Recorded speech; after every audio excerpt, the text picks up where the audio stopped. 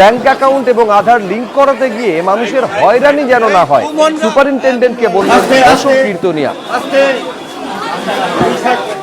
রাজ্যে বিজেপি সরকার প্রতিষ্ঠিত হয়েছে এবং আমরা এই মুহূর্তে রয়েছি বারাসাতের মুখ্য ডাকঘরে।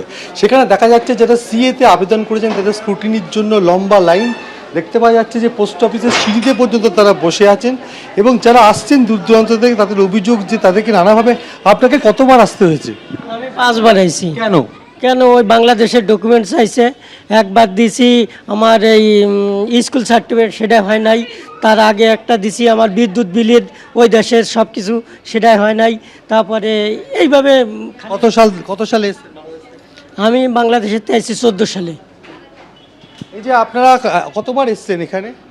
আমি এই সবে এসেছি, তার কারণ আমার একটু শরীর খারাপ ছিল। আমার 25 সালে নভেম্বরের 20 তারিখ একটা লাস্ট হ্যারিং ছিল, কিন্তু আমার শরীর খারাপ ছিল, আমি আর্জিগালে ছিলাম বলে আমি আসতে পারিনি। তাই আবার হ্যারিংয়ের ডেটটা নিতে।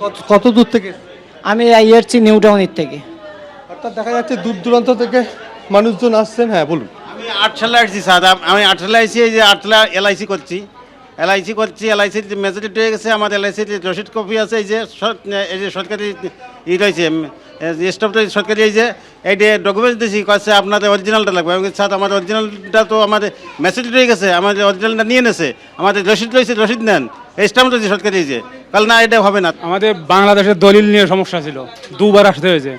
দলিল আসে অথচ বলছে যে দলিল ঠিক দেখাচ্ছে না, বলছে এই যে 2 বার হচ্ছে। এই যে সমস্যা আমার বাংলাদেশের দলিলি সমস্যা দেখাচ্ছে বলে আমি 4 বার আইছি।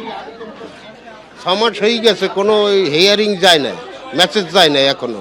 বলছে না হ্যাঁ এগো কাছে ধাওয়াই এই আসছি, এক ধাওয়াই বাইর করে গেছে, বাইরে যাও বাইরে যাও। সমস্যার কথা জানতে পেরে রাজ্যের খাদ্যমন্ত্রী এবং সমবায় মন্ত্রী অশোক কীর্তনিয়া তিনি আজকে বারাসাত হেডপোস্ট অফিসে আসেন এবং সুপারিনটেন্ডেন্টের সঙ্গে দীর্ঘক্ষণ বৈঠক করেন এবং যেটা জানালেন যে এই যে সমস্যা হচ্ছে, অর্থাৎ নথি সংক্রান্ত যে বিভিন্ন সময় বাংলাদেশি নাগরিকদেরকে সিএতে শংসাপত্র পেতে যে সমস্যা হচ্ছে, সেই সমস্যা যাতে কমে যায় এবং দ্রুত তাদের সমস্ত সমস্যার সমাধান হয়, তার জন্য তিনি ইতিবাচক বৈঠক করেছেন।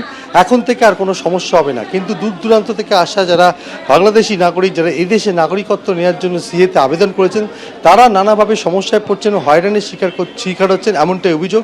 কিন্তু মন্ত্রী আশ্বাস দিয়েছেন এখন থেকে আর হয়রানি হতে হবে না। ক্যামেরায় দীপ্তর সঙ্গে সমীরণ পাল, এবিপি আনন্দ, উত্তর 24 পরগনা। এবিপি আনন্দ, এগিয়ে থাকে, এগিয়ে রাখে।